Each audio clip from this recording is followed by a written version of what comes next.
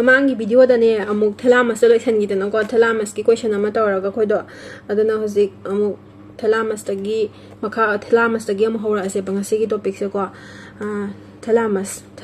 hypothalamus ma moise adum piktak na uraga laibane aduga maru di amna oiba ko moigi amu nucleus kai kai no lai se habdu yeng se ba karam de hana usige somna kan gi sidagi hana hawra se pamina base kai kai no haibada yeng asiko intrathalamic adhesion magi nucleus se anterior nucleus somda anterior nucleus ko dagidi anterior nucleus aduga sigi VL the VA hai se ventro anterior hai ne mamang and ventro anterior VA VL VI sina muka VI sina intermediate hai dine si makha da lai se dagi BP ventral and posterior maming se ko dagi LP lateral and posterior LD sina lateral and dorsal pulvinar adagi sina lateral geniculate body medial geniculate body lateral geniculate body medial geniculate body city thengnare na ko lateral geniculate body medial pathway ko gi ai gi daso aduga sida lai sina internal medullary ma gi lamina ani thona somda ama laire adagi di somsina medial side ni somna lateral side ni lateral gi oibogi ni sida ventrolateral ke kak lai se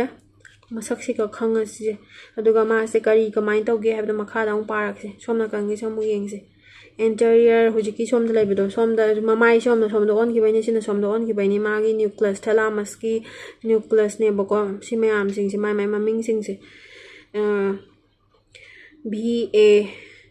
ventral anterior VL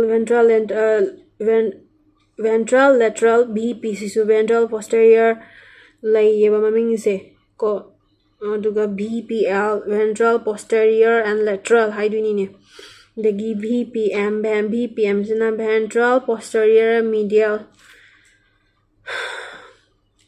aduga sigi makha da angangba masana cheli sina reticular nucleus ni ma su ko aduga green color sina external medullary lamina makha da lateral geniculate body medial geniculate body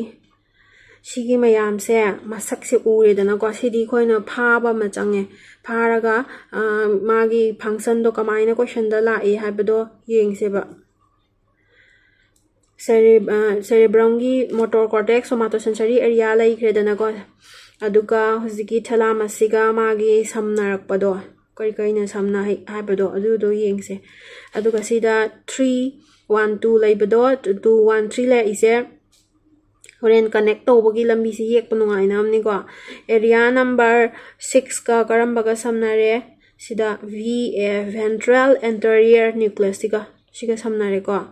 sigi area number 6 siga ventral anterior nucleus adagi area number 64 animaka si VL siga samnari ko fiber se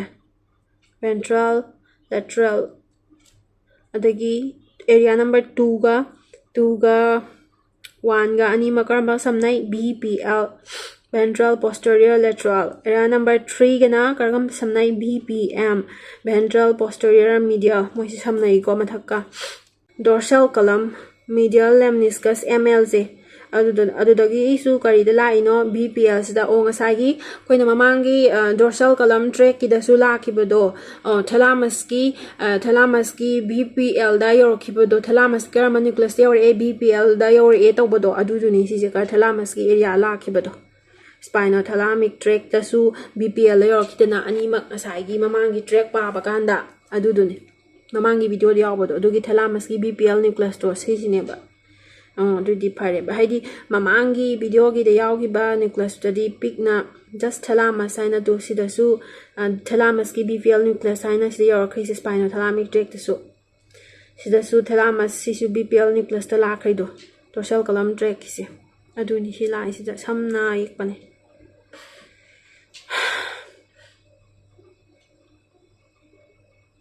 trigeminal lemniscus sigi TL se trigeminal lemniscus na BPL da adagi thalamic solitary thalamic masu sida sigi BPM nucleus sida la ini lambi singse adudi khoina sida phaga duise karai dei kari da la e karai dei kai da la ke haibadu ne bako trigeminal lemniscus ne dagi solitary thalamic ne magi kano simoi gi fiber singse karamba nucleus la e thalamus ki BPM da la e BPM da adagi amuk kano gi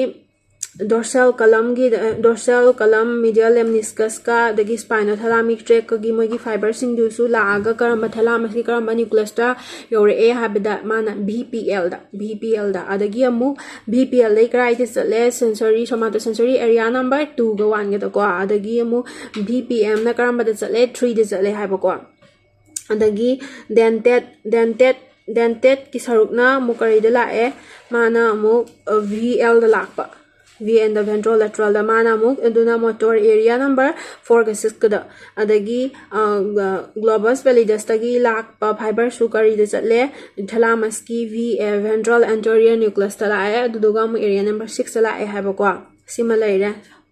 adagi top amana pepis circuit masi circuit sidana kai kai no kano thalamus ki anterior nucleus ko anterior nucleus tagi cingulate gyrus ti tongkhat pa saruk to mamang da hai khre adagi entorhinal cortex hippocampus mammillary body mammillary body ga hippocampus ka samna khib fornix ni haina mamang su khangre ko asigi pepis circuit se ma se karino haiba se aduni sidala ami se anterior nucleus ka bullaga si se pepis circuit ki matang se amu details ko integrated part ta sangna question ka maina hangi habdom yengak se adubu hujikti thalamus ki nucleus se oina parakpani na anterior nucleus ka kai ga mari laina pepis circuit ka ko si phaunari si manung sida kai jange habadu malaire kai phaunara chatlino habdo cingulate gyrus ne in dagi entorhinal cortex hippocampus aduga fornix pharaga mammillary body si pulak sigi circuit sigi samna basibuni pepis circuit haise silaire thalamus ki nucleus kitang pa bada khasung tap farap no oibado masak si khange ko do my question kamaina hangbano do yengase ba which of the following is or are projected to ventral posterior nucleus sigi BPL nucleus ta kari project tauge haibane ba hangi se lateral lemniscus medial lemniscus corticospinal tract spinal lemniscus and trigeminal lemniscus ngasai gi akoina hujikta su yengda khangkre medial lemniscus ke karamba gi continuation no haina ngasai khoina hai gi bedo si laktringai da dom lambi ngasai gi track to dagi dum yeng se boko visual memory khoi sing banu ngai na ba anterior spinothalamic tract ki continuation do medial lemniscus oi ki ba adagi lateral spinothalamic tract ki na sina spinal lemniscus ai sat ki ba sumai to da na continuation ne ba lemniscus hai se adum huji eng tho asine lemniscus haraga kaino do lemniscus se mari ne ba spinal lemniscus haibam ne medial lemniscus adagi lateral lemniscus trigeminal lemniscus spinal lemniscus na hujikta yenge go lateral spinothalamic tract ki continuation ne medial lemniscus na dorsal column tract ki magi continuation oina lakpa medial lemniscus se mapung oina dorsal column tract ki magi continuation ni lateral lemniscus na vestibulocochlear nerve 8 cranial nerve to ko magi continuation ni trigeminal lemniscus na mana trigeminal nerve cranial nerve 5 continuation ni ko yare lateral lemniscus vestibular lemniscus sikhangi se amuk magi se amuk lak kisi question do han loishalam si adui tar kadi which of the following or is to thalamus ki sigi BP ventral posterior nucleus BP nucleus se sida lakpa kam bano habne ba medial lemniscus to ne spinal lemniscus ne trigeminal lemniscus sida yorokadi ba BP sida L yaram de na BP katang haidana adugi neba BP lateral haibanga medial haibanga duga trigeminal sina BPM daneba BPM daneba spinothalamic tract ki saruksina medial lemniscus asisina amuk kaino daneba BPL neba adubu hangi sijadi BP khatang hangbanina ML se dum poyaw dabida medial lemniscus ka spinal lemniscus ka trigeminal lemniscus ka se hai kiba lagi which of the following thalamic nucleus does not project to neocortex haibneba does not project to neocortex haibneba reticular nuclei or is kaigino haibada atai sidisi manung da loina leitro reticular nuclei si katang ni na mapang da lei se adugini ma se kano dawdaba which does not project to neocortex haibneba cerebral cortex ki kano ni part ni kona sengi bagi neocortex aina haibai wani maming do aduga yare sima thalamus da loire thalamus 12 minutes satkre makha mu ying si hypothalamus ang lak se hypothalamus sisu nucleus me am layeba maming thalamus du haba id handakna details roina gam kupthana hypothalamus ka thalamus ka bai se handakna hena ni khwai details bai hana kan kupthana ni ba deba tu masak se ma su masak khanga daba kai no haibado shi masak se paminars lateral hypothalamic area ko andagi dorsal hypothalamic area posterior hypothalamic area posterior ko dorsomedial ventromedial mammillary body they are quad or infundibular nucleus andagi supraoptic nucleus andagi anterior hypothalamic area mamang lom da laibai ko preoptic nucleus anterior gi hek mamang da preoptic laire aduga anterior sigi makha dana supraoptic supraoptic nucleus haiba ko adagi paraventricular nucleus singsi moigi nucleus singsi gi function amu yengse moise kadawino habdo anterior nucleus ki di mai function se si di ning sang mam nungai ba anterior nucleus ACD ka daw namna koina inghan na bada cooling tohan bada seasonai dana ko AC mai mnemonic se yare aduga anterior gina hit thado akanda khoi gi hit salhangra inghan bagi sabak to man tawe ba anterior nucleus ina aduga it stimulate parasympathetic nervous system mana parasympathetic nervous system posterior nucleus na man hitting anterior mamangi na cooling o han khadi magi opposite posterior nucleus na di kai to halani sahanna ba by conservation of heat to amu conserve to man sympathetic nervous system the stimulate to ba posterior hypothalamus ki anterior nucleus na AC cooling ko aduga posterior nucleus na A gi opposite ningsang balai nam ni ko A gi opposite posterior anterior gi opposite posterior na anterior na cooling to kramina posterior na hitting sakadhan ba lateral sina mukayango lateral nucleus na kadawi mass na eating chaning ba sam po anduine boko eating adoge sigi ni mon nixidiam no ninge we eat and excrete to latrine we eat ni dana ko eat chahan bado L adi targadi L dana lateral duni ko ningsana ba the lateral nucleus na we eat to bodo ko adagi ventromedial haim ne lateral gi opposite medial ni na lateral mata medial na maya ni na ko aduna manam ka chaning handaba ko eating je chaning po andaba satiety center hai se ko simaru oi horen question la kani du yeng mina se adagi supraoptic nucleus na masna ADS secrete out dine bako magandagi it regulates water balance ADS duga paraventricular sina oxytocin hypothalamus akoi hypothalamo pituitary axis kind me am pa bado do hypothalamus saina di dum pa kharaga hypothalamus ki karamba area no karamba nucleus taino haibu ni ba hojung lai sina hypothalamus ki supraoptic nucleus tagi ADS secrete awe bako adu duga adugi magi water balance ki magi mechanism do mam sakhani dagi paraventricular nucleus tagi na oxytocin adu sigi ningsang na bani mnemonic na SOAP SOAP S siga S na A da mathang dagi O ga P ga S na kaino supraoptic na ADA secrete tauba aduga paraventricular PO paraventricular na O oxytocin swap aina mathang amamam kalaga ningsangaga ko amamam kala erosi pira kanan line ningsangna ba supraoptic na ADS paraventricular na oxytocin moina release tawri ko yare preoptic nucleus na gonadotropin hormone release tawe ba ko akhoi sexual feelings ama se adugi control tawriba hypothalamus ki nucleus to karamba no preoptic ko gonadotropin releasing hormone ga ina dom pai so karamba hypothalamus ki karamba nucleus tagi preoptic nucleus tagi arcuate nucleus tagina hypothalamic releasing factor go degi suprachiasmatic aina amamulai sisina sigini suprachiasmatic nucleus tagina mana masu tumbahan bagi akhoi circadian rhythm akhoi body gi cycle nongmagi akhoi haidi adugi cycle do aduduma 24 hour da akhoi habit se adudugi control tawri do karamba nucleus tagina suprachiasmatic nucleus of hypothalamus ko dagi mammillary na receives inputs from hippocampal formation through phonics sai gi do koina pare dana sa pab yaukre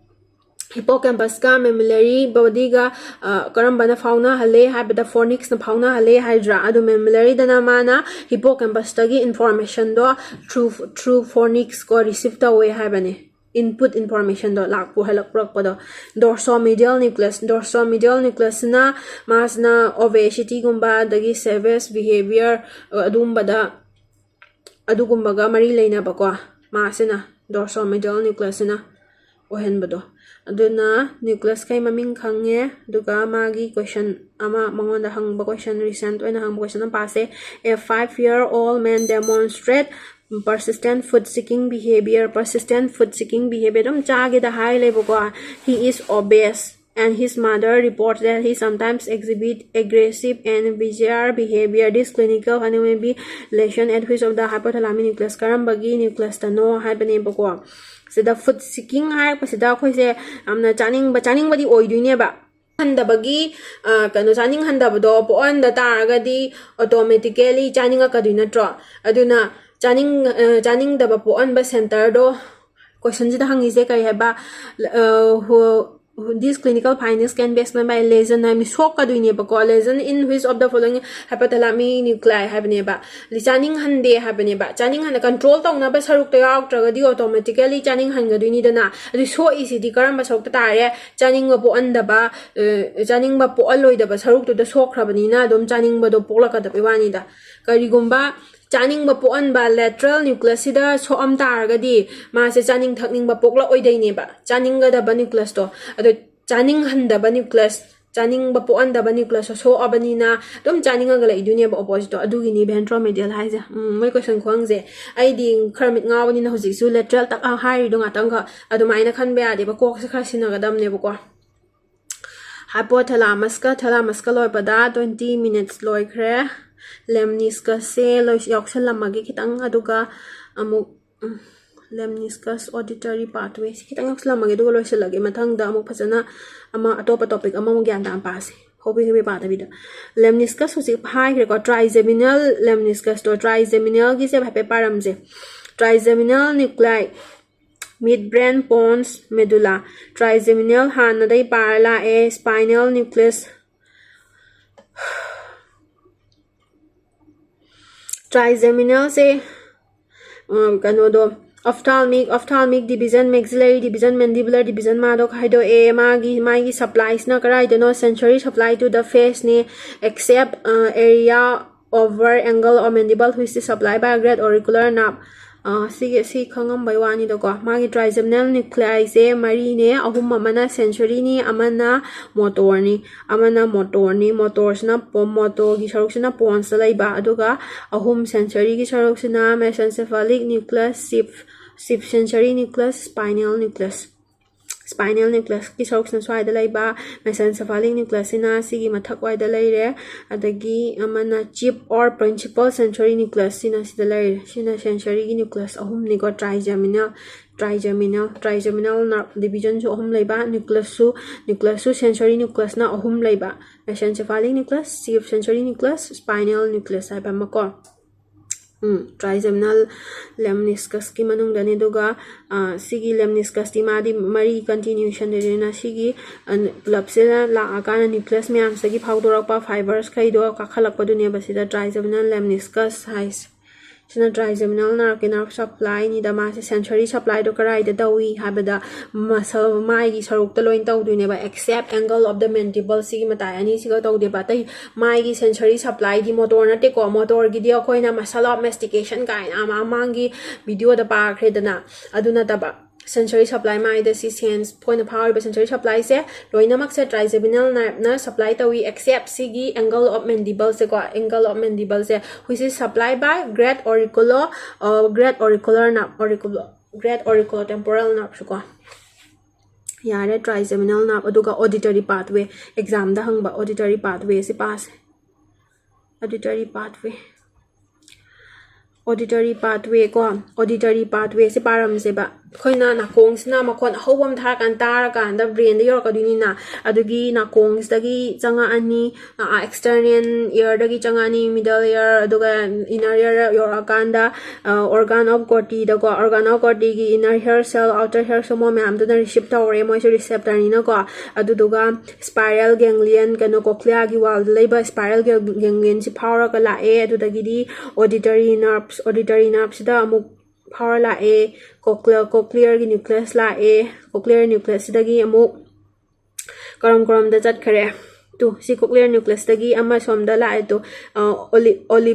olive ki superior olive inferior olive superior olive ki magi kano da mangon da mu power la e dagi di si somda su khara mathak ta power khare dagi si dagi amuk tu somda mu la e lateral lemniscus ta power la e dagi di amuk inferior colliculus am power la e dagi di sida medial geniculate nucleus of thalamus ki nucleus kon pa ki do ko medial geniculate MGN do ko adu nucleus da mula e thalamus ki adagi di auditory radiation nga sai gi corona radiata ka ina mayam lai ki do maina auditory gi lakpa gi auditory radiation hai ni na ko auditory radiation la e du ga kano da primary auditory cortex brain gi area number functional area Brodmann's area and laiba adugi my area singdo lady do adugi magi primary auditory cortex la e habane bako sisigi hangisena pathway se sequence oina hangeba adugi mai ni mo ne ba e colima haise e colima sisi maning sanga diare ba horen maming se mama na mina ngaw gi tawni no option da ni me am pisla konina maming dum khangani ba e sina kaino 8 nerve habane bako vestibulocochlear nerve koi gi 8 nerve auditory nerve to ko 8 e for 8 ko 8 sida nerve to la to 8 adagi koligi C sina kaino cochlear nuclei la e O sina kaino sigi superior olive ki O sini L sina kaino lateral lemniscus ki L I sina kaino inferior colliscus ki I daidi M sina kaino medial geniculate nucleus ki thalamus laiba adu M ko A sina kaino auditory radiation ko dagi atopa A amana kaino primary auditory cortex sisine Lore auditory pathway 25 minutes aise khara thuna su pamba yana ba aina su hayeng ko na revise tawbada aingon su khatang tandana ba video yam sang khaga di yengning wena tawbane bye bye mathangi video dong thingnarase